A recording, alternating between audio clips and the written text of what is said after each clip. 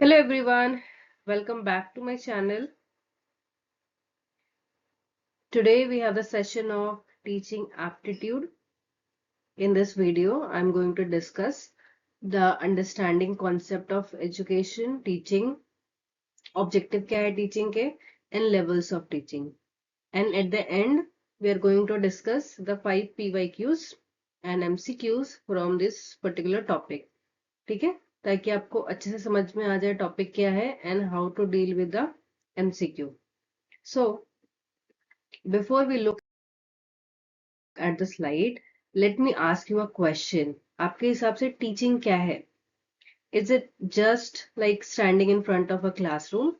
है ना, क्लास के सामने खड़े हो जाओ and just teach from the text book. जो टेक्स्ट बुक है आपका वो रीड आउट करो and स्टूडेंट्स को क्वेश्चन आंसर करा दिया and that's it. So is it a teaching? So no, right? ये टीचिंग नहीं है. What is a teaching? Teaching is a structured, powerful interaction between three pillars. There is a three pillar. एक तो teacher है. The second is the learner. And the third that is the subject matter. Right? जो भी subject है, ये तीनों मिलके क्या बनाते हैं? Three pillars बनाते हैं. And it is a beautiful blend of both. So science as well as arts. ये particular point से question आया हुआ है. So yes, teaching is a science and art, right? How teaching? How science? Because it is a systematic planning. Teaching एक systematic planning होता है, that is called a science. And art because it's a creative and expressive, right? So it requires creativity to connect with the different minds.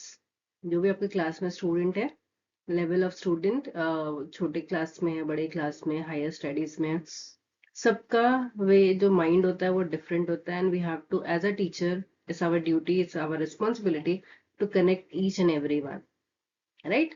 So science जो teaching है, it's a science as well as arts because there is a systematic planning of teaching. Now, what is the main objective of teaching, right? So it's just to finish the syllabus or help the student pass an exam. Suppose अगर आप किसी 9th-10th के बच्चे को पढ़ा रहे हो, तो क्या आपका मेन गोल क्या है, मेन ऑब्जेक्टिव क्या है कि सिर्फ आप उसको कैसे भी करके पास करा दो, राइट? तो the ultimate objective of teaching is to bring about the desirable positive change. सिर्फ एक पर्टिकुलर एग्जाम को है ना क्वालिफाई कराना, पास कराना, it's not a teaching. What we have to change the desirable positive changes in the learner behavior and in the thinking. इसीलिए teachers को the nation maker भी बोला जाता है, right? Because they have the ability to set the mindset of the coming generation, है ना, जो भी फ्यूचर जनरेशन है उनके माइंडसेट को शेप करने का काम करते हैं, right? So it's a faster independence to prepare students so they can learn on their own in future. Acquire knowledge to pass down useful information, skill and concept. Right? There is a 3 level of teaching. ठीक है, teaching में 3 levels होते हैं और ये तीनों level बहुत important है. इसे 110% क्वेश्चन आते ही आते हैं, तो ये आपको याद होना चाहिए. ठीक है. First one is the memory level, second is the understanding level, and third is the reflective level. ठीक है, memory level lowest level होता है, जो मोस्टली जहाँ पे रोट लर्निंग होती है, जैसे छोटे बच्चे हैं उनको हम लर्न कराते हैं ना, ABCD लर्न करो, क ख ग लर्न करो, टेबल्स लर्न करो, तो वहाँ पे सिर्फ लर्निंग होती है. पोएम्स लर्न करो, राइम्स लर्न करो, तो वहाँ पे कहता है रोट लर्निंग होती है. उसका मीनिंग नहीं पता, उसका यूज नहीं पता, बस आपको क्या करना है, उसको रट लेना है एज इट इज. ठीक है, उसको हम मेमोरी लेवल बोलते हैं. सेकेंड आता है अंडरस्टैंडिंग लेवल, जहाँ पे ग्रास्पिंग कॉन्सेप्ट की बात होती है. ठीक है, जहाँ पे आपको चीजों को समझा जाता है कि ये है, वहां पे उसका रीजन क्या है, लॉजिक क्या है, क्यों ऐसा करना है, राइट? तो वो क्या होता है, that is a middle level. और हाईएस्ट लेवल या रिफ्लेक्टिव लेवल में क्या करते हैं कि प्रॉब्लम सॉल्विंग होता है, खुद से वो चीजों को करना, उसको अप्लाई करना, ये सारी चीजें हम रिफ्लेक्टिव लेवल में करते हैं, ठीक है। So let's see one by one. First one is the memory level. So it is proposed by the J.F. Hubbard. ठीक है, इन्होंने ये कॉन्सेप्ट दिया था लेवल ऑफ टीचिंग का. जो फर्स्ट लेवल है that is the memory level of teaching. Think of this as a informational level. The nature of this level is thoughtless. ठीक है, यहाँ पे जैसे मैंने आपको बताया कि इसमें सिर्फ रट्टा मारने का काम होता है. उसके पीछे क्या रीजन है, क्यों करना है, कैसे करना है, वो नहीं पता. बस आपको रट लेना है, जो दिया है वो रट लो. ठीक है. So it doesn't require deep critical thinking. It focuses purely on rote memorization, recall and retention of the fact, formula और data. ठीक है, कोई भी आपको फॉर्मूला रटना है, आपने फॉर्मूला रट लिया. ठीक है, टेबल लर्न कर लिया, एबीसीडी लर्न कर लिया, पोएम लर्न कर लिया, राइट. तो उसको हम मेमोरी लेवल बोलते हैं. Here the role of teacher is highly dominant and active. यहाँ पे टीचर डोमिनेट करता है, राइट. एक्टिव कौन है, टीचर है. पैसिव कौन है, स्टूडेंट है. एंटायरली टीचर सेंटर्ड होता है. Learner is just a passive listener acting like a sponge to store information. तो यहाँ पे जैसे छोटे बच्चे होते हैं ना, जो जो टीचर ने बोला वैसा वैसा वो करते हैं, राइट. इसीलिए आप क्या बोलते हैं, उनको स्पॉन्ज बोल रहे हैं, राइट. कि उनको जो वो टीचर जैसा बोलती है वो एज इट इज वैसा ही एब्जॉर्ब करते हैं. सो मेथड यूज. Direct lectures. क्या क्या मेथड यूज होता है इसमें, डायरेक्ट लेक्चर्स जो रहते हैं, drills and rapid question answer. ठीक है, example like when you ask a child to memorise the multiplication table, है ना, या फोटोसिंथेसिस का जो आंसर रहता है ना, बुक में टीचर ने टिक कर दिया कि ये इतना आंसर रहेगा, तो बच्चा एज इट इज पूरा वो रट्टा मार के आता है और लिख देता है. ठीक है, तो that is the memory level. ठीक है, we test this level using the sorry, MCQs, true false और fill in the blanks. तो evaluation कैसे करते हैं इसका, MCQ के थ्रू, true false के through and fill in the blanks के थ्रू. ठीक है, तो this is the memory level. Now moving to the second level of understanding, that is the understanding level of teaching, है ना. So this is proposed by Morrison. So once student have the fact down, we step up the second. ठीक है, जब धीरे धीरे बच्चा बड़ा हो रहा है तो उसमें क्या होता है कि अब भी वो रीजन पूछना शुरू करता है ना, कि ऐसा क्यों, ऐसा क्यों, क्यों ऐसा कर रहे हैं.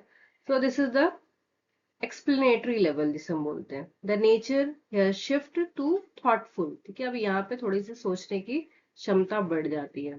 We don't want to student to just blindly memorise. यहाँ पे सिर्फ रट्टा मारने का काम नहीं होता, बट वहां पे लॉजिक्स बताए जाते हैं. क्यों, अगर अगर ये फॉर्मूला है तो उसके पीछे का रीजन क्या है, राइट. अगर हम बोल रहे हैं कि फोटोसिंथेसिस से एनर्जी बनती है, या जो फूड, जो प्लांट है वो अपना फूड बना रहा है, तो कैसे बना रहा है, राइट. तो हम उसके पूरे पीछे के जो भी लॉजिक्स होते हैं वो एक्सप्लेन करते हैं.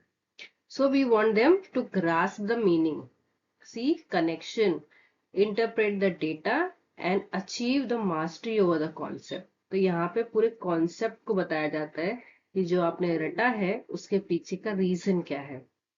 ठीक है, the teacher act as a guide and organiser of learning experiences while the student becomes an active participant. ठीक है, तो अभी यहाँ पे जो टीचर होता है वो एज अ गाइड होता है, एंड जो स्टूडेंट होता है वो एक्टिव पार्टिसिपेंट होता है, constantly seeking the logic behind the fact. ठीक है, ना कौन से मेथड यूज होते हैं इसमें, क्लासरूम डिस्कशन होता है, डिटेल एक्सप्लेनेशन होता है एंड स्ट्रक्चर एक्टिविटीज होते हैं, राइट.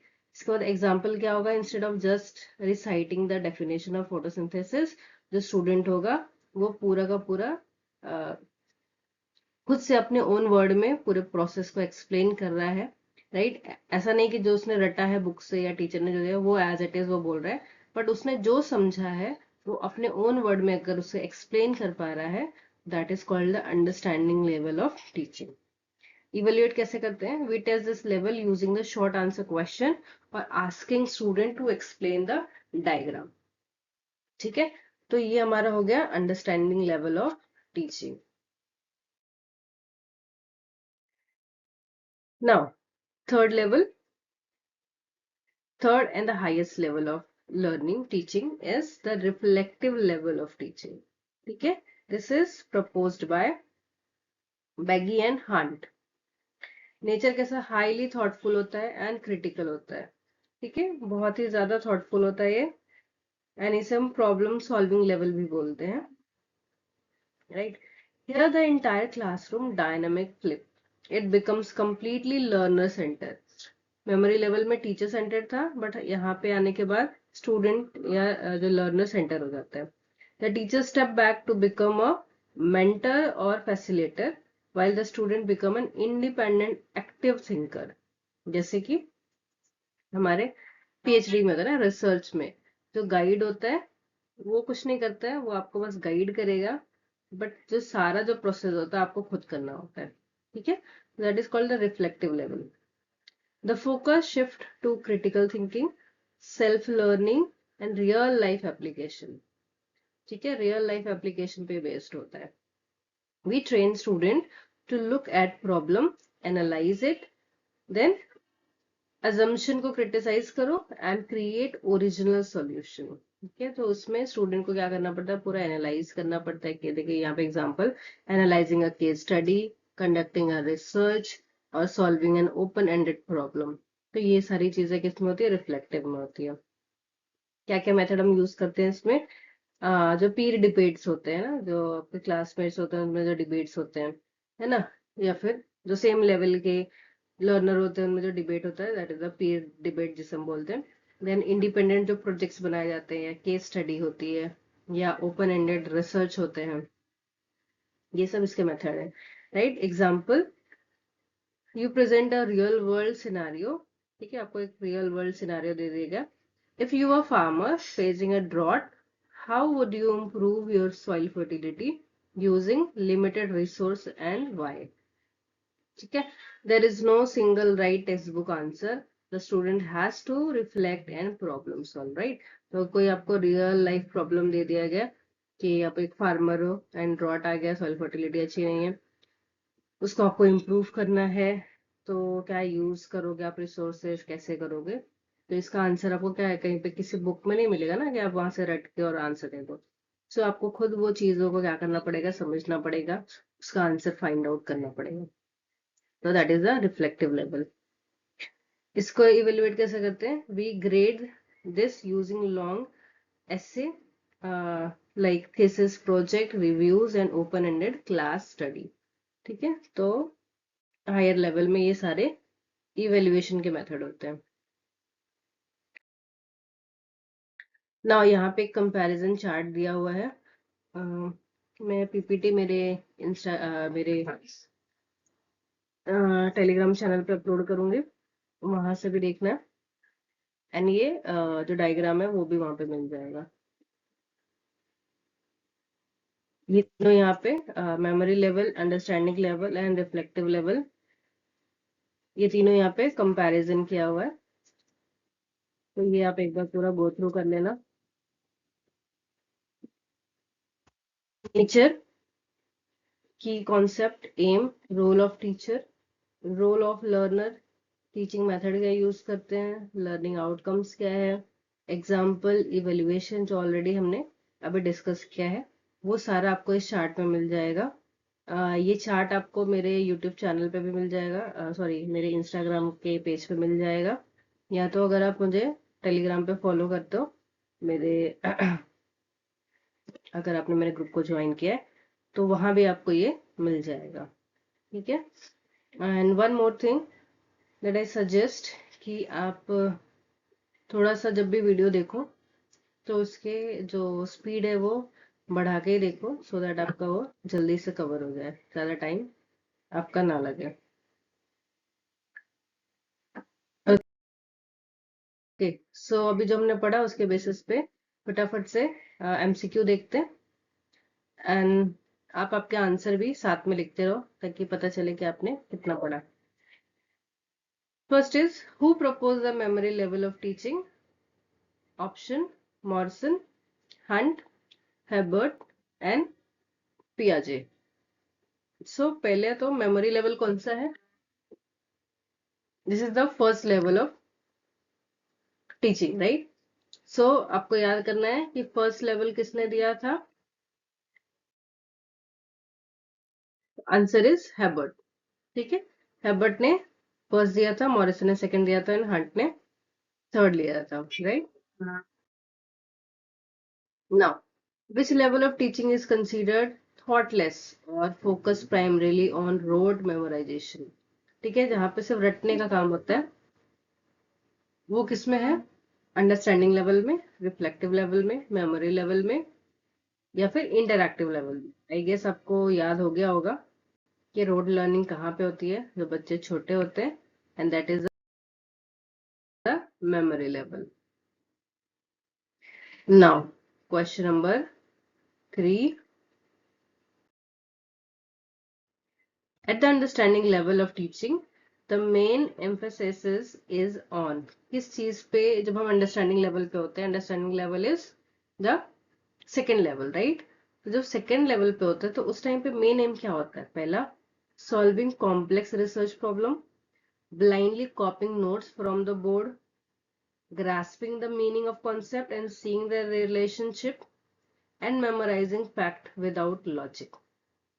तो अगर आपको याद होगा, तो जो ब्लाइंडली कॉपी करते हैं हम, बोर्ड से देख देख के मैम ने जो लिखा है वो चुपचाप लिखते जाओ, वो हम कभी करते हैं मेमोरी लेवल में, है ना?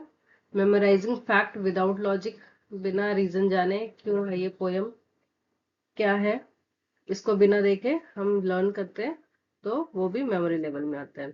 Solving complex research problem, that is the higher level, जो लास्ट में होता है, यानी रिफ्लेक्टिव में होता है। तो कौन सा बचा? The third one.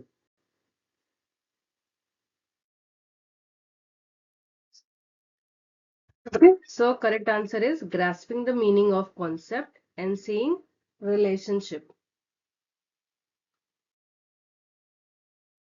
The reflective level of teaching is highly. Reflective level of teaching कैसा होता है? Highly teacher center होगा, student center होगा, problem oriented, dependent on rote learning, restricted to lower primary classes. तो restricted to lower primary कौन सा होता है? Memory level. Depend on rote learning कहाँ होते हैं? Memory level. Teaching center कहाँ होता है? Memory level. So correct answer is student center and problem oriented, reflective. ठीक है, तो रिफ्लेक्टिव लेवल में आपका स्टूडेंट सेंटर होता है।